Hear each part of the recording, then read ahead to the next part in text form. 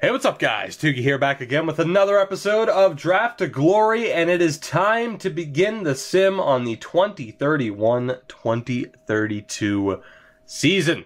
Again, the question has to be asked, what will this team be? What will we accomplish this year? I mean, you know, we're starting to see some of our main players get up there in age. Andrei Svechnikov is 31, Nolan Patrick is 32. We can also keep our eyes out on some of the younger players. Junior Harvey, what will he do this year? How about Bryce Strachan, the high AHL top 6 forward? Ross Winquist is 31 as well. I'm waiting for us to decline. It just seems like one of these seasons we're finally going to miss out. Will this be the season where that happens? I certainly hope not, but it's time to find out. Like I said, I'm just waiting. Eventually, we're going to hit that wall where we just start to regress. And going the full 25 years as Zontag gets hurt in the first game, that's great. It's exactly what I want to do. I spend a lot of time editing the roster. You got me, EA. It's exactly what I want to do. We'll call up Fashode, just in case. I mean, he's more of a defensive player, at least I do believe. We will send Chorney to the third line, and I'm just not afraid to lose one. Philippi Fashode. He's actually not a terrible player, so maybe I shouldn't have done that, but again, I'm not all that concerned about potentially losing him, and we will just stick with the best lines. That works. That works. But going the full 25 years, who knows? Maybe we won't begin that decline until we lose Nolan Patrick. The hope is Nolan stays at that high overall for the duration of his career. Of course, we've seen in this series itself how much, just how drastically some players can decline. I don't think we're going to have to worry about that with Nolan, but you never know. So, fingers crossed, we are good to go. Now, the one thing I'm happy about is he has had some injuries, talking about Nolan specifically, throughout this series, but we did lower his durability rating from what EA has it set to, to try and replicate the real-life injury factor with Nolan Patrick. And we've been able to avoid that for the most part. He has missed some time. I'm just asking for trouble by even mentioning that. Let's see if Fashode gets claimed. He did not, which is good, but also a bit of a bad sign that nobody would claim him. Let's put Zontag back in. Our 80 overall grinder. We still have that excellent defensive line. I mean, all of them have 4-star, but they're also a bit physical as well. So, I mean, maybe not excellent as far as shutdown players go, but hey, it's better than nothing. Now, should I have put him in before he was 100% healthy? Probably not. He will probably get injured again, and in fairness, it would be my fault, although I think we dodged that bullet. My God, we're 5-1. The Hershey Bears are 5-0. We're on our way. We're going for the double. Stanley Cup, Calder Cup, I want them both. That's the one thing. That's my one goal. More than, I want to win another cup in this series. I want Hershey to win a Calder Cup. Now, is that possible? I still don't think so. I do find it funny, though, that they have as good of a record so far as they do, despite the fact that the goaltending for this team is arguably at its weakest point, at least since the first few seasons. I mean, we have 2 rookie goalies in, technically 3 if you consider the 5th goaltender that is currently scratched. So very surprising that they have won 9 out of their first 10 games to begin the season, but I am not complaining. We've seen crazier things happen. We've seen some pretty crazy teams win. So anything's possible. Kevin Garnett said it, so it must be true. 9-3-1 for the Caps. We are halfway through the month of November. I need to find something to talk about because I don't want to talk about the draft. I am recording this after the draft, and I don't want to talk about anything that's going to be in its own separate video, so we won't talk about that. I'm sorry for kind of teasing you with bringing up the draft. Of course, I will say Nolan Patrick, a Philadelphia Flyer. I didn't see that coming. To be honest, I thought for sure he'd still be the #1 overall pick, but that's all I'm going to say. If I don't have a video up along with this one talking about the draft, it'll be up soon. I might wait until I, have all the information, because things could still happen in day 2 of the draft. Crazy trades are still on the horizon. We're approaching free agency, which I believe starts in a week or so. So I'm not rushing that video out. I tried to make a video earlier in the day.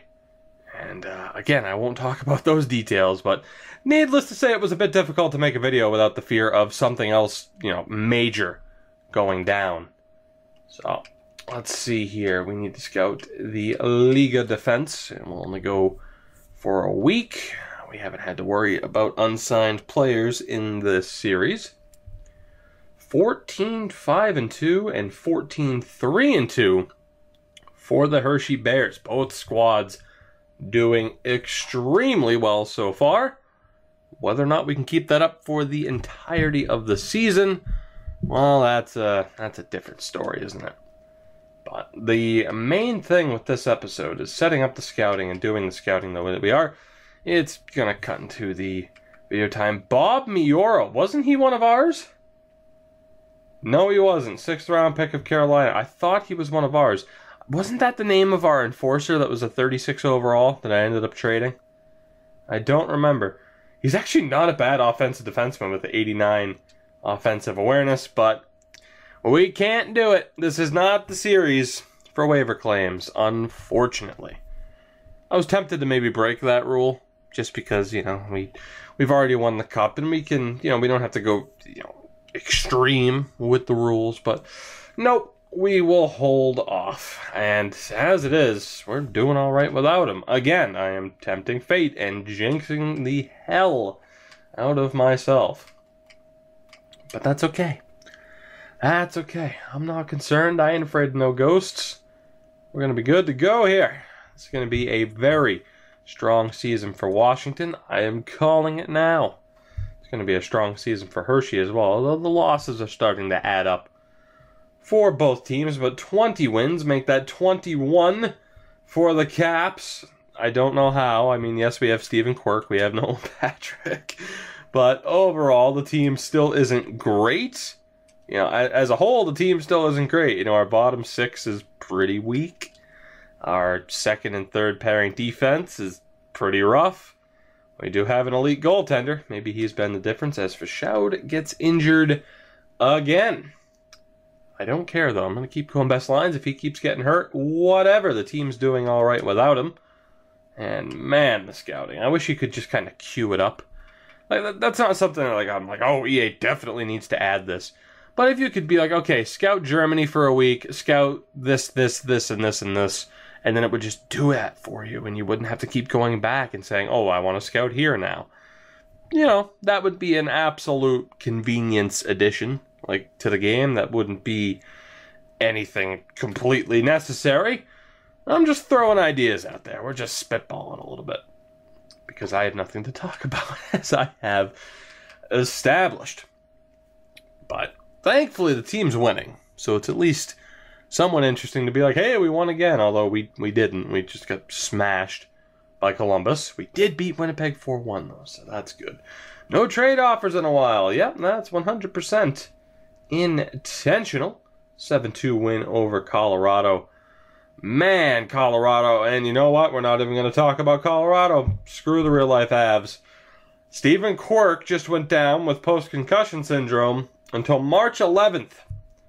Which means he'll be back for the last month of the season. Oh boy. Well, Shen. Earl Shen. He has a .950 save percentage in 11 games. He is 11-0. You know what? I feel better. I was worried. And then I saw his record. 3 shutouts in 11 games. 11 wins, a .950 save percentage. His first stint as our backup goalie, Earl Shen, is the man. Now, we do have to call up Crawford. Because, of course, Crawford's going to have to play some games. That's what I'm concerned about. Earl Shen might do all right for us. I think any chance we had of winning the division title is out the door, losing Stephen Quirk. The big question is, could Shen keep that up? Because what's Crawford going to be able to do? He's a 71 overall. He was up to a 72 because he was doing really well down in the AHL. We can just go best lines here, can we not? Yes, we can. And then they'll put in Wayne Spencer. So that could really, really derail the season for both the NHL and AHL squad. We will have to wait and see. That might have been worst case scenario. I was talking about injuries to Nolan Patrick. Well, an injury to Stephen Quirk might be just as lethal, although we have won 2 straight games. We're going to lose to Boston, though, because I mentioned that, right? Yep, 3-1 loss. Okay, I'll just shut my mouth. I will shut my mouth as we lose 2 straight games. I am sorry for being optimistic. I apologize. I'll never do that again. Never, ever, I swear. 30-10-4, though. Still a good record. Oh, my God. Well, I think we need to invest in some new helmets, maybe? Yuri Hudobin goes down to a concussion. I mean, is concussion... have we not figured out how to, properly prevent concussions at this stage? Now, we do need to call up either Naslund, Marchand, or Volchenkov. It was Yuri Hudobin who went down to injuries, so we're going to look for someone offensive. Now, 84, 82 for passing. Ben Dexter, no. Although it would make sense. Naslund, 88 offensive awareness. Nicholas Naslund is the guy. We're going to give him the chance of a lifetime here. And we'll see if he can handle the pressure. As we're going to put him straight in on that top line. I was tempted to maybe swap him out with Junior Harvey first. Or maybe even, put Winquist or Bryce Strachan. Which, speaking of which, Strachan's having a really good year. And that's what I was hoping for, having him on a line with Chorney and Gagne. We're going to give Naslund the chance. He gets to play with Nolan Patrick and Svechnikov. Let's go with best lines. And I'll put Rudy Morita into the lineup. And let's hope that, again, knock on wood, the injuries kind of die down a bit. Now, we have lost 3 straight games. Will it be 4? Yes, it will. We do pick up a point. But we are on a bit of a slide. Okay, now it's more than just a little bit of a slide. 5 straight losses. The injuries really starting to add up. Earl Shen struggling under the pressure of being a starting goalie. That's not the first time that's happened in one of my series. That's now 6 straight losses. All right, will Hudobin be healthy for this game against the Sharks? Yes, he will. All right. So we at least get Yuri Hudobin back. We're still in first place in the division by 8 points, which is just shocking, at least to me, that we are doing that well. Naslund had 2 points. He was a -4. So we gave him an opportunity. You could argue I should have swapped things around, but Hudobin wasn't out for that long anyway. So Naslund, we'll send him back down. We'll get Hudobin back into his proper spot. And we'll continue on with the sim. Can we bounce back? Can we start getting some wins? We'll make sure that Earl Shen is the starter. Can we bounce back? We still have an 8-point lead on the New York Rangers. But without Stephen Quirk, we are a much different team, a much worse team. And wow, we're going to April 12th, huh? A lot of games to wrap up the year. It's another loss to San Jose. Oh my God, make that 7 straight losses to end January. Our first game here in February. And we finally snapped that losing streak against, arguably no better opponent than the New York Rangers. We had to pick up a win against that division rival. We beat the LA Kings, play another division rival in New Jersey, and we fall 3-2, or not 3-2, 3-0. We beat LA 3-2, and then we beat the Pittsburgh Penguins 3-1. So big wins a week apart against the Rangers and the Penguins. The Hershey Bears I mean, it's tough to say that the Hershey Bears are falling off more than the Caps did, considering we have lost quite a few games in the past month or so without Cork, but as expected, the Hershey Bears also really struggling without Crawford. The hope, though, just get both teams into the playoffs and see what we can do from there. What kind of damage will we be able to do? Fortunately, we lose 2-1 to the Dallas Stars. So we approach the end of February. More scouting. Hooray. I'm just waiting until we get to the WHL. And then that way I can scout for more than a week. But, you know, I was tempted to go 2 weeks with each region, but it's just not really worth it half the time. It doesn't really feel like scouting for 2 weeks gives you that much more information as compared to scouting for 1 week. We lost 4 straight games before we picked up the shootout win against Montreal. We're on 34 wins this season, as we finally get to jump over at least to the States, and we'll scout the state forwards. 20% of the year is too much. Let's go 2 weeks. 2 weeks for the forwards out of what we'll call the U.S. development system and the NCAA. That's at least how I choose to view it. Detroit. We get back-to-back shutout wins. Imagine that. 2-0 over Edmonton, 4-0 over the Red Wings. Hershey Bears are down 130 games.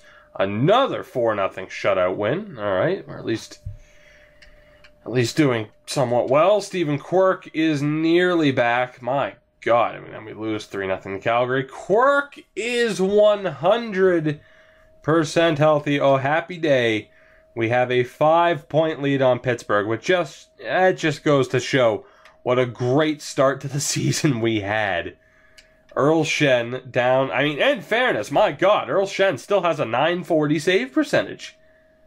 I don't understand how we've lost so many games. How have we lost so many games? Harold Crawford's only played 2 games. He did go up to a 74, which is pretty fucking sweet. An .891 save percentage. How did we lose so many games? I don't get it. Earl Shen was doing great. It's just the goal scoring that was letting us down, apparently. Well, that's tremendously disappointing. I thought for sure his numbers, that Earl Shen's numbers, would have plummeted. That is not the case. He still did extremely well for us, so I have faith in our goaltending. Now I have to question our skaters. We'll take a look at our defense. Oh my God. 7 goals, 16 assists, a +28 for Kim Wheaton. Ken James, 7 goals, 24 assists, a +22. Oh, that beautiful first pairing. Ola Eriksson, 13 points, he's a -2. Artom Manulin, 8 points, he's a +1. Alright, so the defense isn't the problem. Our defense is doing well. So who's struggling here? Svechnikov has 48 points. Nolan Patrick's still a beast. Hadobin's still a beast. The second line's doing it. How? How are we losing games? Look at these numbers. Junior Harvey has 25 points, which is sick. How are we losing? Even Roy Wick. How? This makes no sense. Look at these numbers. Everybody is doing great. How the fuck did we lose like 7 games in a row? I am genuinely befuddled. We have 19 games to go in the year. We're still on 80 points. We've won 37 games, but how did we do so poorly? 3-0 loss, 3-1 loss. We'll look back at January in particular. 4-1 loss, 3-2, 2-1, 2-1, 3-0. How about January? 3-1, 4-3, 3-0, 3-2, 5-3, 3-0, 2-0. So there were just some nights where our offense just couldn't click. Man, I don't know what to make of that, guys. I genuinely don't. Earl Shen was great. Our defense was fine. We just lost 4-1 again. Our offense, there's a nice balance. The entire team, producing points. We still have a really good record, but our record, I'd say, is disappointing. Even in Stephen Cork's absence, which, we've lost to Dallas, we'll probably lose to New Jersey in at least one of these 2 games, and there you go, a 5-2 loss on home ice, which is a little bit disappointing. I don't know what to make of that. There's not one player. There's not even one individual player. Oh, my sweet Jesus. He was 100. Oh, my God. Okay, give me a second here. Let me finish my previous thought. There's not one player that I can blame. Everyone was doing fine. Now, getting to the task at hand. Trying not to lose my goddamn mind at the fact that Stephen Cork is out with a swollen knee and could potentially miss some playoff time, at least a game or two. My God. Now, the good thing is, Crawford, is he still a 74? Will he drop to a 73? Yes, he will, but he's making some progress. This season is just a mystery to me. An enigma this season can be labeled. I don't know what to think. I mean, I'm still feeling good. Our team's doing well. Earl Shen has done extremely well this season. So I'm confident we'll still, make the playoffs at the very least. But, man, what a ridiculous season. And again, it's not like we're doing terribly. We've won 42 games this year. But still, just wow. I can't wait to get a look at the end of season stats. Because I feel like everyone has done fairly well for their role. 2 weeks, 20%. Alright, so we'll only scout the goalies in each region for a week, at least to start off. But we'll try to get offense and defense for 2 weeks each as we rapidly approach the end of the season.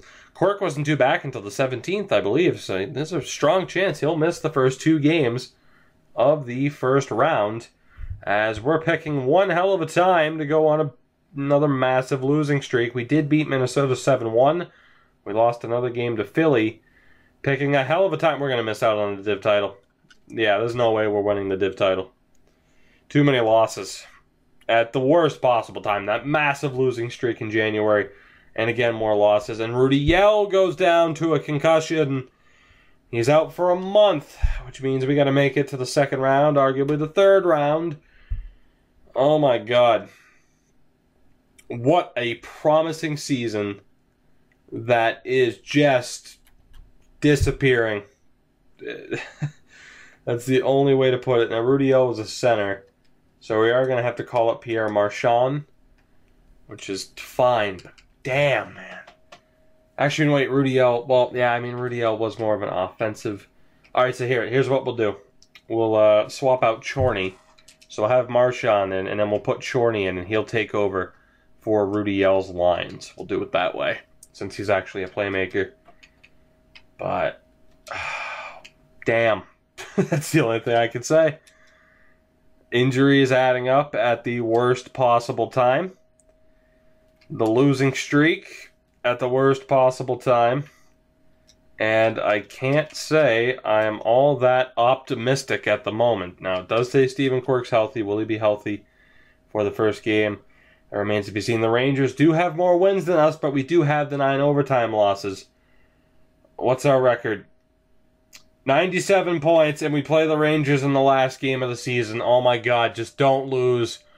Just don't lose in regulation. Lose if you want to. Just get a point and make sure that we seal this div title. It would be an unbelievable accomplishment. Maybe even, I mean, not quite rivaling. Yeah, that's English. Not quite to the same stature as winning the Stanley Cup. But to win the div title this year, despite all these injuries, would be absurd. Can we please win this game? Damn it. Did we miss out on the div title because of that? God damn it, we missed it on tiebreaker. And now we gotta play, more than likely, the Columbus Blue Jackets in the first round. God damn it. We lose it on fucking tiebreaker. God. You just couldn't do it. You just couldn't fucking do it, could you? We won 2 games in the entire fucking month.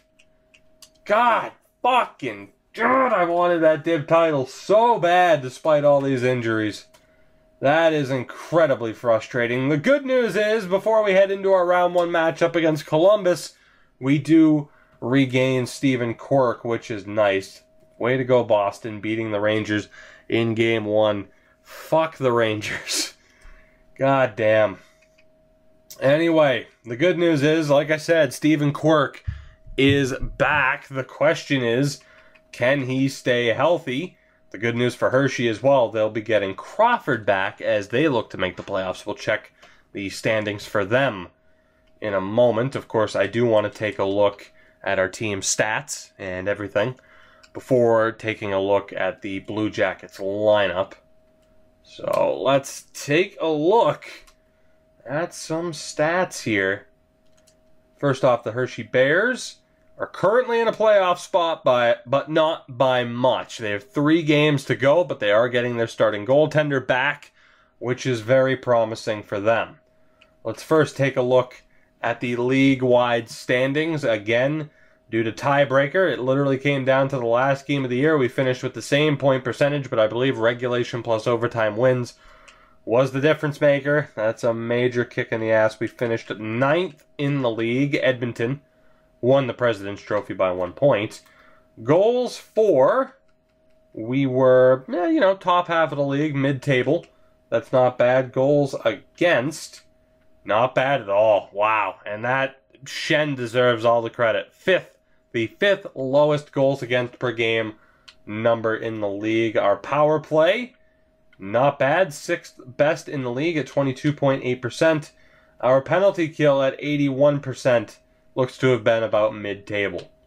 So not too bad, especially considering the injuries. As we get a look at the stats, Nolan Patrick finishes with 70 points in 82 games. Still a great total. Svechnikov with 67, 62 for Khudobin. We had 2 players break the 50-point mark, and they were our second-line guys, Rudy Yell and Pierre Lalonde, which is pretty damn good. Ken James with 43 points, 42 for Winquist, 39 for Wojciechowski. Harvey on the second line, 34 points. I'm good with that. And he made some decent progression this season. Kim Wheating with 34 points, 29 for Chorney. Not too bad for a fourth liner, 29 for Strachan. 28 for Zontag with 101 penalty minutes. Gagne, 24 points on the fourth line. Again, we had some players contributing. Ola Eriksson, 13 points. Manulin with 9. Moroza with 5. Combs with 4. Naslund had 2 points in 3 games. Fischoud with 1 point and 4. And Marchand only played 1 game. Didn't manage to get a point. We'll take a look at the goaltending. And Earl Shen played the majority of our games this season. Finished with a 23-7-3 record, a .216 goals against average with a .929 save percentage and 6 shutouts. Steven Quirk played 36 games, 21-9-4 with a .923 save percentage. And then Harold Crawford, 6 games played, 6 appearances at least, 4 losses, and .866 save percentage, which is pretty much what you would expect. We'll take a look at the league-wide scoring before taking a look at the Blue Jackets. Joey Walton, and, well, there you go. There's somebody from the Blue Jackets. The leading scorer this year, Joey Walton, 95 overall. Wow. All right. Well, we're clearly going to have a challenge on our hands. Ola Johansson led the league in assists. 4 goals, 66 helpers. Oh my God. And then you had Oleg Morozov and Yusuf Valimaki. He put up similar numbers. Goals, was it Tufte again? It was not. Ola Arvidsson outscored him by a single goal. Damn. Alright. Let's take a look, and I shouldn't have backed out. Let's take a look, and you know what? No, I won't even look at their stats. Let's just go look at the lineup. Columbus, our first round matchup. I don't know how to feel, man, coming into this series on a losing streak. It's not ideal at all, missing out on the Div title by 1 damn game. 94, 90, and 94 are the ratings. Let's take a look at what we are up against aside from that 95 overall player. So top line, you have Joey Walton with Tomas Hertl, 38 years old now, and Marcus Erzberg, 19th overall pick, in 2022. A legit first-line guy at a 92 overall. Second line, you have Philip Forsberg hanging in there at an 88 overall, 37 years old, with Bernard Parks, 7th overall pick in 2023, and Clifford Mayer, the 4th overall pick in 2027. Boy, the Blue Jackets sucked for a while, didn't they? My God, they have some strong players. You have Peter Wilm with Ron Niedermeyer and Joseph Oleksy. The fourth line, they have a defenseman, Christian Hornquist, with Nikita Russian and Justin Foligno. All right, on defense, Mikhail Sergachev with Lucas Johansson. Second pairing, Ruslan Afanasenkov with Per Oberg. And Yuri Kaminsky with Dylan Hebert. The goaltender is, oh my God, elite goalie, 90 overall, Louis Joudry. 6th overall pick in 2025. The backup is Jody Landry. All right. One injury to Oleg Antropov. That is it. Oh boy, I don't know, despite having the better regular season, if we can be considered the favorites here. I don't think we've earned that label. This is going to be an extremely tough series. Fuck the Rangers for putting us into this position. First period, though, of game 1, and it's Tomas Hertl with the opening goal from a terrible angle. The Rask spot, basically. Second period, Walton makes it 2-0. All right, 15 shots through 2 periods. Not quite ideal. Just going to throw that out there. We have time, although if they score on this power play, we're screwed. Thankfully, they didn't, but we are halfway through the third period, another power play, and we just didn't show up, did we? Boy, our discipline definitely didn't show up. And there you go, a 20-save shutout, 2-0 victory on the road for the Blue Jackets in Game 1. Stephen Cork was actually the first star, but Joudry, Joey Walton. Great. You know, who took the pens? That's what I want to know. Who decided, I'm just going to take 18 penalties? It was Zontag, Lalonde, and Harvey. You're all fired as we lose Game 1. Now's the time where I say we're fucked. Now's the time where I say, it's only one game, we have time. Nope, this season's over. We have been crippled by injuries, and we cannot lose our best defenseman and win this series. It's over. Oh God, I'm yawning because that's it. It's all over but the crying. We will call up Evan Peacock, which again sucks for the Bears as they try to make the playoffs. Oh my God. Alright, well, I have a decision to make here. So let's see, how do I want to do this? So we'll take Combs. Yeah, we'll take Larry Combs out for Peacock. We'll take Erickson out for Combs, and then Erickson will get Wheating's ice time. Hopefully Ola Erickson is up for the challenge. Evan Peacock, it is your time to shine, my friend. Let's hope you can get the job done. I'm not exactly keeping all the faith in the world in you, but that's okay. That's okay. Stephen Quirk doing his damnedest to keep this team alive. We are only down 1-0. But my optimism is gone. Injuries. Getting shut out on home ice in Game 1. The losing streak heading into the postseason. It's not looking too good, fellas.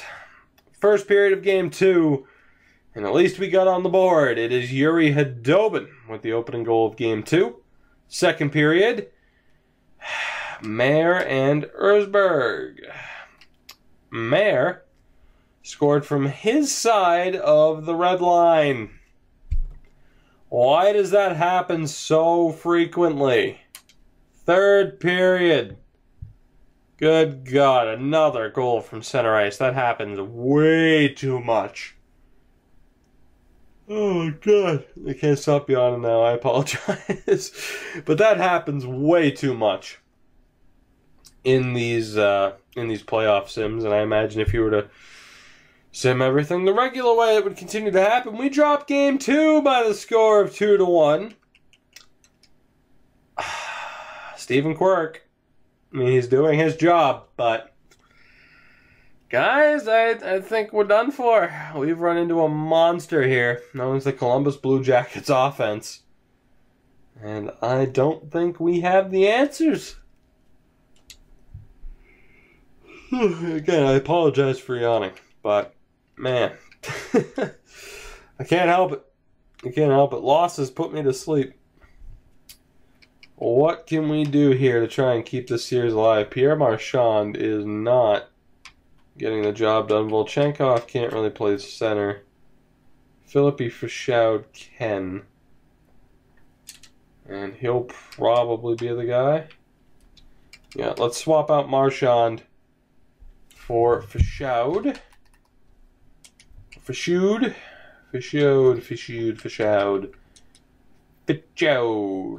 I don't know how to pronounce it. If you haven't figured that out already, I don't know what to tell you. But let's get him into the lineup. We'll go best lines down at the AHL level. And we are pretty much screwed. How's Chorney doing? He hasn't done anything. It's pretty disappointing. Harvey, can you play center? 72. Lalonde can play center. So let's try this. Let's try Harvey, Lalonde, and Strachan. And we'll drop Chorney down to the 4th line. I want to keep that 3rd line together.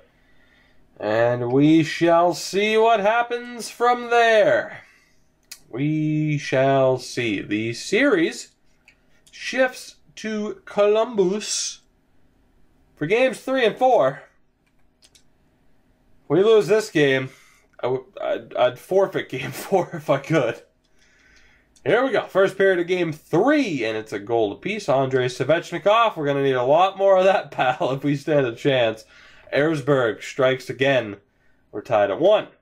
Second period, Ross Winquist made it a 2-1 game, but then Forsberg and Erzberg again. 3-2 Columbus. Boy, I wish we could have gotten fucking Erzberg and the Nation United. That would have been pretty sweet, because that guy's a monster. My God, we are down 3-2. 10 minutes to go. Here in the 3rd period, will we find ourselves down 3-0 in this series? Late power play for Columbus. They don't strike. We have a chance until we take another pen, and we are down 3-zip. 3-0, 3-0. Call it what you will. We are boned. Marcus Erzberg with 2 goals, 26 saves for Joudry. Who took the pens? Janes and Peacock. Nice. Seriously, if I could forfeit this game, I would. Wow. This offense. 3 goals in 3 games. Damn. We're dead in the water, aren't we? We are the only team. I mean, potentially Minnesota and LA. Both had a 3-0 series lead, maybe even Toronto. We're the only team at the moment, though, that is down 3-0. I don't think anything lineup-wise is going to make the difference. I'm going to call up Ross Winquist. Or not call him up, but set him up to a different line. And here, let me take a look at points, I suppose. Harvey hasn't done anything. There's just all that secondary scoring I was talking about is out the window. So, can any of you play center? We'll go with Harwiwicka. And, yep, that's good. It doesn't matter. We're done. We are done for. No doubt about it. No doubt. Let's put Peacock on the top pairing because, well, why the hell not? Game 4. The only question is, will this series end now, or are we going to delay the inevitable and essentially only make this video longer than it has to be? Game 4 in Columbus. Let's get this shit over with. First period, it's a goal apiece, Parks and Chorney. Second period, scoreless, dead even in shots, tied on the scoreboard. Will this be the final 20 minutes of our season? A power play goal for Andrei Svechnikov might delay the inevitable. Wojcicka's follow-up goal will more than likely delay the inevitable, barring a terrible collapse. 3-1 as we approach the final 5 minutes. Actually, we're going through the final 5 minutes. Wilm scores. Good God. Okay. Well, at least we're not going to be completely embarrassed. Wojcicka gets the GWG. The Capitals have won a playoff game. I think it's the only one that we're going to win. There was a time where winning just a single playoff game meant the world. But as Stanley Cup champs in the past, by the way, the Hershey Bears, down 0-2 in their series to Bridgeport. This season, that looked oh so promising, is looking like it's going to end in disappointment for both squads. Game 5 back on home ice. First period, let's go. We have the 2-1 lead. Philip Forsberg gets the opening goal, but Nolan Patrick and Ross Winquist give us the 2-1 lead. Second period, and Ersberg and Hurdle. Wojcicka at least ties the game up at 3. Third period. Can we delay the inevitable once more, or will our season come to a halt right here and right now? We couldn't do anything with that power play. We are halfway through the third period. Walton scores. Parks scores. 2 goals in 33 seconds. And that is how our season comes to a close. I don't give a damn about stats. I don't care. Let's just get to the draft. We already know our offense underperformed. We lost because of it. We also lost Whiting, which certainly doesn't help. Overall, an extremely disappointing end to a very promising season. Like I mentioned, especially early on in this episode, things were looking pretty damn good. Both teams had solid records, and then the injuries started to add up. Oh yay, now Kim Wheating's healthy. The Hershey Bears are actually still in it. Son of a bitch, I wasn't even paying attention. Holy shit. Alright, well, I'm shocked. The Bears won. I didn't even notice. I'm sorry, guys. The Bears won 3 straight games, 2-1, 3-2, and then 5-2 in that decisive game 5. They're playing the Springfield Thunderbirds, and they have a 3-1 series lead. We'll see if they can end it in game 5, and they do. Well, out of nowhere, the Hershey Bears go from certain elimination to appearing in the Eastern Conference Final. So how do you like that? So we will fix the lineup, and now even better for them, which you might argue, hey, maybe don't screw with the formula. We're going to send down Mr. Peacock, Mr. Eric Peacock, and we will see if him returning to the team leads to good things for Hershey. Rudy Yell, still not healthy, by the way. Damn. They could get even more help if Yell ends up being healthy. Now, the Blue Jackets did go to Game 7 against the Bruins. At least the New York Rangers were also eliminated in the first round. We'll see who the Bears end up playing in that third round. And there is the Rudy Yell notification, as I was expecting. So I will go put him in. I will go put him back into the lineup. And we can gain a measure of revenge against the Rangers franchise on our own, as we play the Hartford Wolfpack in the Eastern Conference Final. The Texas Stars and the Chicago Wolves will battle it out in the West. So let's go ahead and fix the NHL lineup again. We'll send down Fichaud. I'm going to call him Fichaud because it's funny to me, not really. I'm depressed. What a terrible way to end our NHL season. But there we go. We'll go best lines again. That team is at its best. Now it's time to see if they can get the job done. Everybody on that squad is fully healthy. Can we gain a measure of revenge against Hartford? Now, I'm not going to sim live because we've done all right without it, which, again, I probably just jinxed the hell out of us. But that's okay. That's okay. Series is tied at 2 apiece after 4. The decisive Game 5 is a 5-2 victory. Can we end the series in 6 games? No, we can't. It goes to 7. Let's see what happens.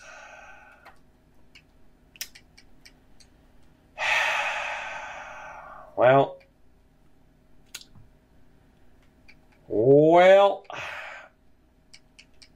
you win some, you lose some. You lose all, you win, ba-ba-da.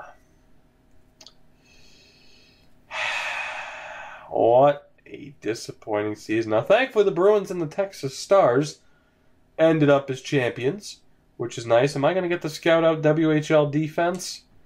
Yeah, it's not looking like it as we get the lottery results. Arizona ends up with the #1 overall pick. Suppose we should go take a look at some stats and stuff, but the Boston Bruins, Stanley Cup champions, I can at least be somewhat happy about that. They ended up beating the Calgary Flames. They swept Calgary in the final. Texas beat Hartford in 7. Well, all right, we'll take a look at the awards. It's now been a while since that cup win. Unfortunately, the Eastern Conference, though, 3 straight cups. Walton won the Art Ross, Arvidsson the Hart, McIsaac the Norris, Walton the Lady Byng. The Calder goes to John Wall. LOL. Kabanoff the Conn Smythe, the Vezina to, I don't even care what his name is. The Jennings, Siegenthaler, Anderson Dolan, Arvidsson, and Arvidsson. Down in the AHL, did we manage to take home any hardware? Kirill Kaprizov never progressed, apparently. Marmanland, goaltender of the year. Of course he was. Of course he was goaltender of the year. There's also a K. Steen there. Wonder what his first name is. Don't really care enough to go back and look, to be honest. What a disappointing end to this season. That's all I can say. That's all I can say. A tremendously disappointing end to the season. To the point where I almost don't even feel like doing the draft, just because I know we have a ton of picks to make. But you know what? I'll bite the bullet. We'll make it through the draft. I don't think we'll do the majority of the offseason. I'll save the offseason for the next episode. Let's at least get through the draft as Alex Nedeljkovic retires. Alexander Belanger retires. 58 career games, a 3-48 record. Belanger finishes with a, never mind, it won't show you the save percentage. Well, that's pretty fucking redundant and just overall stupid, considering you can't see the goaltender stats. Philip Forsberg retires. Good. Fuck you. As does Connor McDavid. Turns out he was pretty good. Only 325 goals, though. Seems a little bit low. Draisaitl's gone. Pasternak's gone. Damn. The end of an era. No more Connor McDavid. Let's see. We don't have to edit the trade block at all, which is good. Let's get into the draft to see if we can end this episode on a somewhat decent note. Just somewhat of a high note. Something of a pick-me-up. And just as a reminder, not only to you, but to me as well, we have 2 first-round picks. We have a third, a boatload of fourths, a couple of fifths, a 6th, and a 7th. So the 4th round is the round to watch out for. I'm just hoping to get somebody low top, like me, somehow find just a gem someone who isn't at least medium top 9. Like, I'm looking for better than that at this point. Our first pick is the 19th pick. Quite a few decent players have been selected. Who went number 1 is my question. And we had medium elite players. All right. Well, I don't really have a set plan here. Let's see what we can get. Now, we have a complete unknown in Trevor Hendricks, the grinder.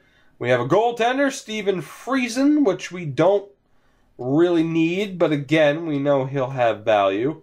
We have Pasi Nieminen, the defenseman Pavel Kabanov, and Gordy Subban. Now, Kabanov, there's a chance he's medium top 4. I mean, yes, we've scouted him 4 times. Do I take the risk that he's medium top 4 over low top 4? Or do I go with Gordy Subban, who would be a complete shot in the dark? That's the question. I'm going to take the risk, man. Fuck it. I need to take a risk. Pavel Kabanov, for the love of God, be medium bottom or medium top 6. Thank you, medium top 4. That's what I meant. You knew what I meant. All right, so we avoid disaster there, and we get the decent enough Russian defenseman with our first round pick. Good start. I wonder, though. I do wonder, as our picks are within 2 picks, 2 picks within 3. That's what I'm trying to say. Let's take a look here. Friesen was low elite, so I'm glad I avoided him. Was there anybody with high potential? That's what I was wondering. There was that medium elite goalie, Sim. Alright, so there wasn't anybody with high potential. That is what I was worried about missing out on, aside from Gentile, which is not a very big deal. Let's see. Second round. Again, just kind of a shot in the dark. We have Wade Barlow. I won't be going after Sekera since we know so much about him. You have Mark Owen, Matthias Naslund, the defenseman Henry O'Byrne, or Alex Shelley, who we've scouted out plenty of times. And despite being a wrestling fan, I'm not going to take Alex Shelley. Henry O'Byrne. Do we go with the defenseman Henry O'Byrne? Do we go with Naslund, who's a center, Mark Owen, the left wing, or Wade Barlow? I'm tempted to go with the defenseman. We have so many medium top 9 guys. We really need some strong defensive help. I'm going to take the risk on Henry O'Byrne. Why not? Let's go. Be decent. Please. Oh my God. Well, to call that pick a disaster would be an understatement, as Barlow was clearly the guy. Alright, well, that's just lovely. Let's take the center, Naslund, and we'll hope for the best. Medium top 9. Well, it's better than our other pick, another low top 6 guy. In fairness, we do have a couple, or at least one low top 6 guy who is at least seen some playoff time, so maybe that's not the worst thing in the world. 4 players left here projected for the 3rd round. We'll avoid Yuri Nikolishin, 3 times scouted. We have Ray Belfour, a complete unknown to us, Jimmy Sarich, or the goaltender, Joshua McDonald. But again, we don't really need goaltending, although I'm sure he's medium starter. Let's go with the grinder. Let's go with 17-year-old Ray Belfour. Please be decent. I don't even care anymore. I don't even care. This entire episode is just misery.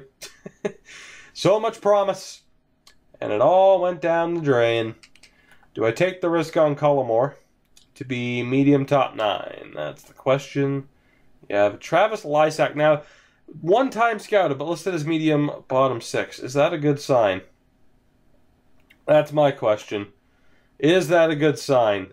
Listed as medium bottom 6 despite only being scouted out once. You know what? I'm going to take him.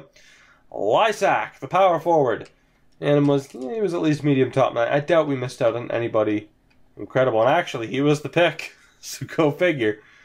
He was the pick. So 4th round, we have Cullimore. We have a lot of just shots in the dark. Brashear. We have a McMuffin. Pierre Pouliot. Pierre Paré. Pasi Engren. Another defenseman, and Nick Ritchie. All right, a bunch of guys we actually have info on. Jesse McMuffin. We have Jean Gervais. Is that Chad Kilger? Christopher Kilger. Do I take the enforcer? Do I take the enforcer? Christopher Kilger. I mean, normally I wouldn't, but at this point, I'm nearly tempted. It's a shot in the dark. We have a ton of snipers. I could go for Theo Cullimore and hope that he's... You know what? Screw it. Let's take him. We have plenty of picks in the 4th round. Medium top 9, please. Thank you very much. All right. Well, I feel a bit better. I feel just a bit better. Now, McMuffin was low top 9, so for those of you who would have wanted me to take him, I am glad I didn't. We will not take that enforcer. He actually got selected, so let's see here. Gervais, or Rycroft, or Paré, or Pear. I'm going to say Paré. Let's go with the 1-2 way. What's your first name? Daryl. Daryl Rycroft. Are you half decent? Low top 6. And interesting potential. Alright. And Kilger was high AHL top 6. It would have actually been worth taking Kilger. As that goaltender Shepherd goes. 4th round, Gervais or Paré. There's a goaltender in the 6th round who is worth taking. Absolutely. Aside from that, it's all kind of... Yeah, I mean, it's mostly goaltenders that we have the information on. So do we go with Jean Gervais? Or do we go with Pierre Paré? And we'll go with Paré. We didn't scout him once. So we'll hope for the best. And he's another low top 6 guy. Alright, Gervais was high AHL top 6. Right, 4th round, exact top 2. We have Petri Nurmi, Pierre Lalanchette, right, Jeffrey Randall. Anybody else? Emmanuel Boutin. We have a William Soure, but he's 5th round. Alright, so let's go with, do we go with Nurmi, Lalanchette? Who else is an option? Randall, and he actually has high league interest. Let's go with Randall. Why not? Because he's medium 7th, that's why not. Do we have the next pick in line? No, we don't. We got to sim this Ottawa pick. They went with Nurmi, who probably would have been my other option. Turns out he's not all that great. So we got Lalanchette, we got Boutin. Those are the two picks. Let's go with Lalanchette or Lalancette, I don't know. He's not great. So that's just lovely. Not really. It's actually kind of annoying, as I believe we're heading to the 5th round. Indeed, we are the 19th selection of the 5th round, and we are right back in crapshoot territory. Again, we could easily take that goaltender. There's a lot of players here up for grabs. A lot of them. We have Lassard, that we haven't scouted out once, 19 years old. Adam Peterson, a goaltender I'm not too worried about. Daryl Lavin, quite a few Daryls. Ethan Gibson. Alright, who else do we got here? Mark Kennedy. Ted Bendahan. Well, he's our pick. That's the guy. Ted Bendahan. He is our guy. More than Travis Eichel, more than Victor Kondratiev, more than Will Eliakis. Who the fuck knows? Bendahan. TBD. Ted Bendahan. Medium 7th. What a selection Mr. Ted Bendahan ended up being. Now, as far as the next pick, who the fuck knows? He has high league interest. So I'm thinking him. Right? Travis Eichel, 19 years old too. Sure, come on down. High league interest. Hopefully that equates to something. Medium 7th, which isn't terrible. Still not that ideal. We are in the 6th round. Who's it gonna be? So, 2 guys with high league interest. So the obvious guy would be Jesus Wolinski. Or Jesus, perhaps. We have Peter Antons. And Wolinski's the guy, I would say Clifford Pache. Or Cedric Graham. Let's go with Wolinski. He's our guy. And he's actually not completely terrible. I figured he would be awful. Turns out, he might be somewhat serviceable. We are in the 7th round, 199th pick of this draft. Good Lord. Alright, at this point, do we just go off of funny names? I think that's our best bet. Unless we hope that one of these two guys are medium 7th. So we have Charlie Harrington or Robinson Kovasu. Alright, so right now Harrington's my favorite. Do we have anybody else? Lou Onwandvig, McCall, Druin Delorier, Sotheby's, Moss, Carcillo. Anybody interesting? We got a Coop, we got an Antonio, we got a Jesus Vukafuji. That's tough to pass up on. That's real tough to pass up on. We got Ivan Samsonov. We have Biddington, who I'm pretty sure is from Bosnia-Herzegovina. I only know that flag because of FIFA. That's the only reason. We have Kopitz. Alright, we got Trotter, Zharkov, Flynn. Okay, well, Vukafuji's close. Let's go with Harrington, and we'll hope that he is medium 7th to end the draft on a good note. Well, that pretty much sums up how the episode's gone. A lot of promise, a lot of potential, and in the end, extreme disappointment. Guys, that will do it for this episode of Draft to Glory. We will be back next time out with hopes and dreams of a good season. But alas, they will most likely be dashed before you know it. Guys, if you enjoyed this episode, and man, we have a hell of an off-season coming up ahead of us. If you enjoyed this episode, of course, make sure to hit that like button to help support the channel. Damn it, we gotta get to 5K. It's been too long of a wait. Let's get the job done. Let's finally get to that number. And then it's onward and upward. 5K, 10K, 10 million. Probably not. But just a percentage of that, a somewhat decent percentage of that, would be pretty damn sweet, as I'm just scrolling through to get you guys a look at some of the rookies. So you can tell me, hey, you should make sure to sign that guy.